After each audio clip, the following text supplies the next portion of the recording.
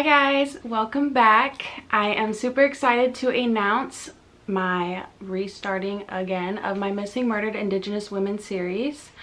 Life has been crazy. I just had a baby, so I'm definitely trying to get back into the old groove of things. I have lights on, I have my tripod, I'm using my camera, and I have my makeup done. So it's just like, you know, it was meant to be. So the case we are talking about today is one that hits really close to home for me personally because it deals with Selena Not Afraid. If you remember my videos on her, her case happened when I was living in Billings, Montana, so I am very familiar with the area, and I think that also makes me feel more connected because I've been to the places that these things have happened. I've driven by them, I've gone hiking on some of these places, and since I've been researching this case, I've like non-stop, I don't know if you can see it, I've just like non-stop had the chills. Like I like keep getting the chills all over my body. And that was one of the things that as I was driving past the rest area where Selena Not Afraid body was ultimately found, when I drove past the rest area, I wasn't even sure which one it was on the way out to her march to find justice for her case, which by the way, there still is none. As I was driving past the rest stop, I just got flooded with goosebumps. Like it's like chills like all down my arms. I'm still getting them as I talk. So I do feel very, very connected to Selena Not Afraid. And when I was researching this case, I was looking at the obituary, and by the way, there's not much research on this case. Like I had to reach out to friends and family because there just isn't any research on it, and it's very, very frustrating. But when I was looking at the obituary, I did notice some of the names, and I was like, that name looks familiar, that name looks familiar, that name looks familiar. I reached out to one of the girls who we are going to be talking about today, one of her best friends. Her name is Haley. Haley Joe Pretty Weasel, and she is very beautiful. I saw her all over her friend's page because a lot of these people, their Facebook pages are still active even though they are no longer with us, which I think is amazing because you get to see them how they were when they were still alive. And I reached out to her to clear some of the things up because the similarities between her and Selena's family and just in general were very similar. And turns out, wait for it, I don't think you guys are ready because it literally, like, I was flabbergasted. Tristen Gray, the woman we are talking about today, is Selena Not Afraid's older sister. Her older sister. I went back into my Selena Not Afraid video and I did mention that her older sister had passed, and also her older brother and her younger twin, or her twin sister, so her twin sister, they're the same age. So this family had to bury 4 of their children. There is only 1 living child. All tragic deaths, very, very tragic, like all ranging from tragedies, but they're all tragic sudden deaths that this family had to go through. And nothing has been done about any of their children dying. And the correlation between Tristen Gray's story and Selena Not Afraid, as different as they are, it goes to show you how negligent the police is in Billings, Montana. How complete disregard they have for Native women lives that happen. This case, it has the murderer, it has the girl who lost her life way too young, it has a case closed. If it were any other race and anybody else, somebody would be in prison for murder and somebody would have justice for their life. But once again, since we are talking about a Native woman in Montana, nothing is done.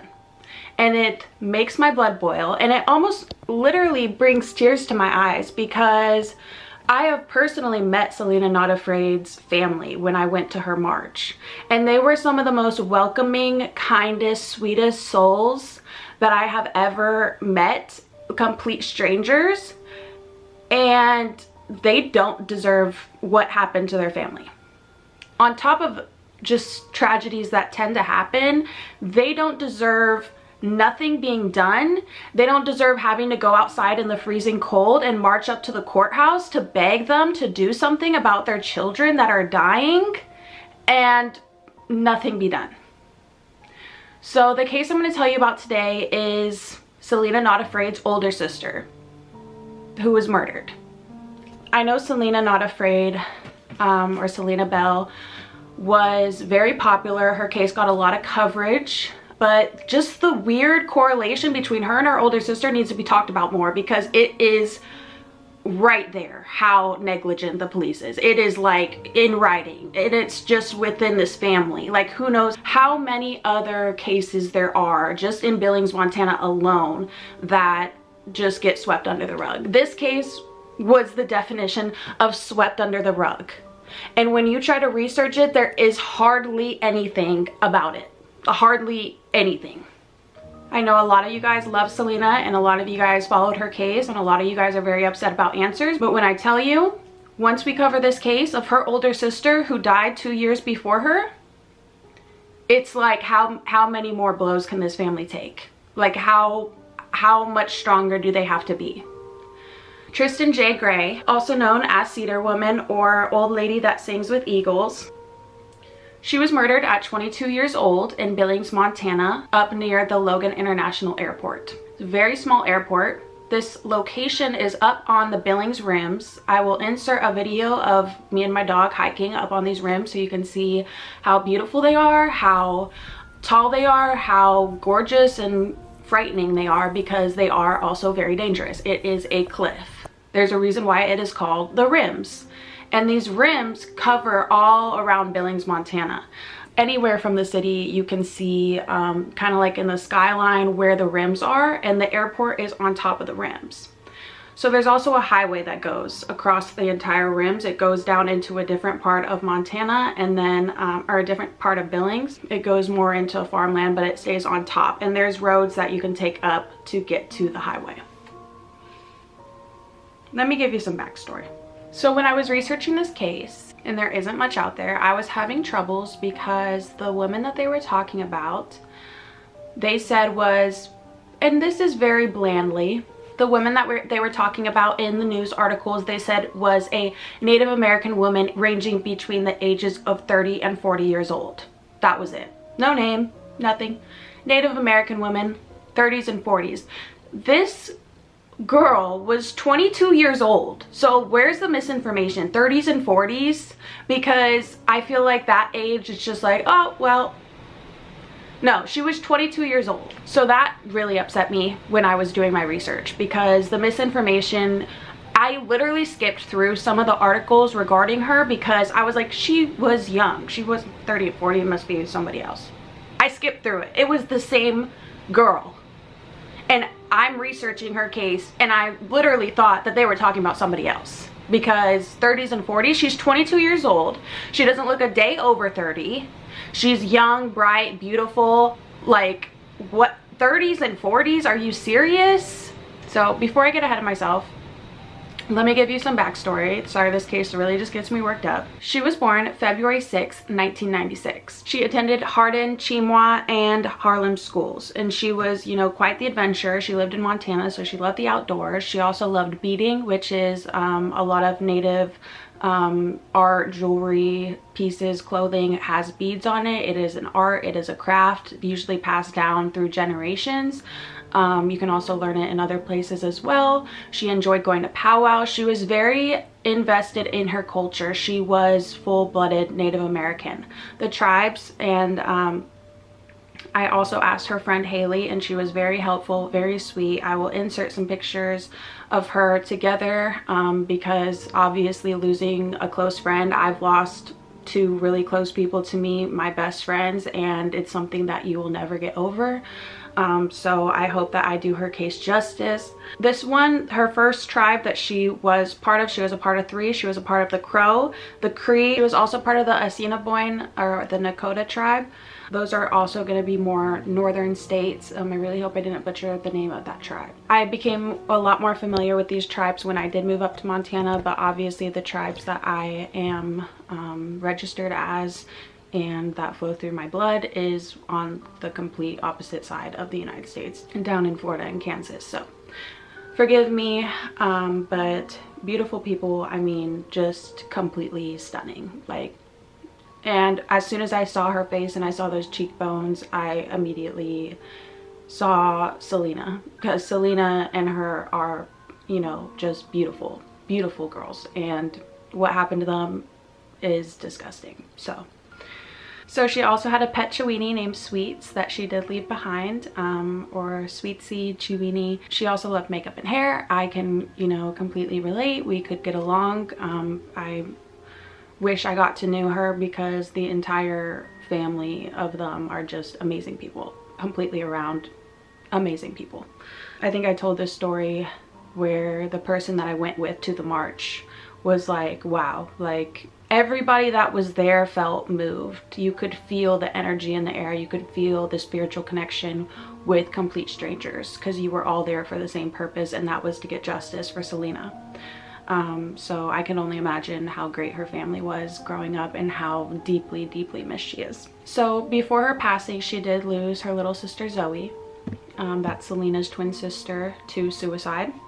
She also lost her brother Preston and her other brother Dakota. She always had a big, beautiful smile on her face, and her laughter just could fill up a room. I mean, you can tell by the picture, she was truly beautiful from the inside out. I did not personally know her, but just from the pictures, I can tell that she was a great friend, a great sister, just an all-around. You can see her aura through photos, which is really amazing. So it was July 28th, 2018, around 3 a.m. when Tristen and two of her friends were hanging out on the Rims. This is a very popular hangout spot amongst teenagers and young adults. It's beautiful to sit up there and look over all of the twinkling lights in the city. The sky in Montana is so vast and so dark that you can see from miles and miles away, and the city is so small that it just looks like twinkling lights when you are up on top of the cliff. When you are up top, it's kind of flat. I mean, it's rocky, but it's kind of flat. Kids like to go up there. They like to hang out, have campfires, maybe drink some alcohol, smoke some weed. I don't know what they were doing up there, but I do know that when I did live out there, that was a popular hangout spot amongst, you know, young adults, teenagers. It was off the highway. There's a highway 3 that runs through there, and then so basically it'll be the Rims, the highway, and then once you kind of pass the Rims a little bit, this is the airport, but it's pretty clear so you can see it, but more towards the Rims, there's going to be more trees and stuff. So she was hanging out up there with her friends, and I'm guessing they started walking back to their car. That was when, around 3 a.m., Tristen was struck by a truck. Her remains were left lying in that highway after she was hit. There were 2 vehicles that they were assuming were the vehicles, because ultimately it was a hit and run. Her body was hit. The driver knew that he had hit a woman. He saw the woman lying in the road. He waited in his car for 3 minutes, contemplating if he should do the right thing and call 911 and try to get her help, try to save her life. If he wasn't doing anything wrong, if it was a complete accident, you would think that would be the honorable thing to do, considering you just hit somebody, probably going 50, 60 miles per hour. But no. In those 3 minutes, I don't know what was going through his mind, but I'm pretty sure it only had to do with himself and the trouble that he would get in, and had no regard for Tristen's life. This boy was a teenager as well. Don't know what he was doing out at 3 o'clock in the morning driving down that highway. But regardless, he left. And it was a hit and run. And Tristen died. She was left there in the highway, and he went home to his mom. His mom ultimately had to call the cops and report it, because her son was too much of a coward to do it himself. And he was so scared that he was going to get in trouble, but could care less about Tristen lying there in the road. You could see the skid marks on the highway of where he hit her. You could see from the airport video surveillance where he hit her, how he hit her, and he left. This boy's name is Dakota Williams. He looks to be around the same age as Tristen, maybe a little more, maybe a little less. I don't know. I personally don't know him, and I don't want to get to know him. He going on with his life like nothing happened, probably still in small town Montana, and I mean, just going on with his life. I think he got a motorcycle now, actually, so he gave up the car life, so now he rides around on a motorcycle. Yep. Apparently he was driving back from Acton, Montana that early morning of the 28th when he hit her. Coming into town, you do have to take that highway when you come into town, but I don't know how you wouldn't have seen her. The roads are pretty open. Right next to the roads are pretty open. She was with 2 other friends, as I mentioned. He did a hit and run, which is illegal. He literally hit a pedestrian and ran. He left. He fled the scene. So it was suspected that the truck was dark in color. It was a mid-1980 Chevy truck that ultimately hit her, and he drove it back home. I have word that he eventually sold the truck and bought himself a motorcycle. So her aunt Cheryl Horn, she is also very invested in missing murdered Indigenous people and women's cases. Obviously she's lost a lot of people in her own personal life that she knows, and she sees the injustice firsthand. Her and her mom literally solved the case because police, you know, were reporting wrong information. They left her body there till the next morning trying to figure out what happened. They had surveillance video, they had all of these things, and ultimately they found the truck and they found the guy that was responsible for the hit and run. Her mom and her aunt solved the case and handed it over to prosecutors, and nothing has been done. Nothing. He is a free man. Never even went to trial. Never even had a court date about it. Explain that. Explain that to me.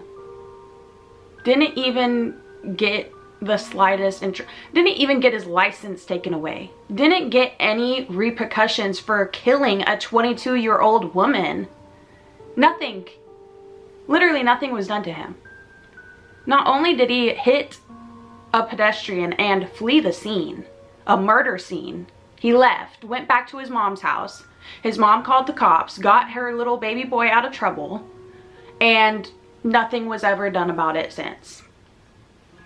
Would this have happened if it was a white woman?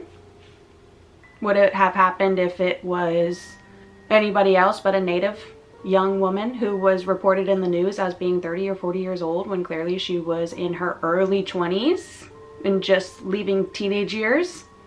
Make it make sense, because it doesn't. And I know if the roles were reversed and if Tristen was driving that truck and she hit him, she would be in prison for murder. They would get his age right in the news. They would broadcast all of the great things that he could have been and how she killed him if the roles were reversed. And I hate bringing race into it, whatever you want to call it, but the proof is here. Not to mention what they did with Selena's case and how they handled her case and just swept it under the rug like hypothermia. And they literally know what caused this death. They have the coroner backing up why she died. Blunt force trauma by a vehicle. They have the vehicle. They have the suspect driving the vehicle. All it would take is some DNA and there you go. Some cell phone towers and there's the murderer. But no, nothing has been done. So I need you guys to get justice. He has a Facebook. Reach out. Email Bighorn. I need you guys to give her case the justice that it needs, because this is unacceptable. They have everything that they need to charge him with murder, and he is freely riding around on a motorcycle with no cares in the world. No remorse. He left her lying on that highway at 3 o'clock in the morning and did not care. The only person he cared about was himself. And the justice system is siding with him? Case closed. He hit her. He killed her. He left. Case closed. In my book, case closed. You are a murderer. You did kill her. She was not able to go to college. She was not able to have children of her own, grandchildren, any of that. Her life was stripped from her. She lost all of her friends in her life, lost their friend. Her family had to deal with another tragedy. Someone needs to stand up and quit mishandling these cases with absolutely no care for Native lives. Absolutely none. In my book, absolutely none. If you're Native and you get killed in Billings, Montana, your murderer will walk free. That's how it is. And I've lived there, and I know the racial prejudice that is there against Native people. I've seen it. I've heard it firsthand. So this isn't just me throwing assumptions out there. I've seen it. And that is honestly really sickening that all these people have to die and nothing gets done about it. Or if it does, it's some bullshit case handling, and ultimately they just think they're gonna fade away and they can just, you know, get all of her information off the internet and it'll just be like it never happened. That's literally what they're trying to do with Tristen's case. They're literally trying to act like it did not happen. That this boy, I couldn't even find his name in my research. They are protecting him. They are protecting him. The murderer. They're protecting him. Tristen is mumbled up being called 30 or 40 years old as a Native woman. They hardly mention her name. Just that somebody got hit. Somebody got hit by the airport, hit and run, that was it. That is disgusting. So please, if you guys feel connected to this case, I still have goosebumps. I'm gonna continue to have goosebumps. Do something, say something, share this video, share her case, share her picture, share anything, because this is not okay. And it's cases like these that really amp me up and make me want to cover more of these cases, because the injustice is just like mind-blowing. It mind blows me. So thank you guys so much for watching, and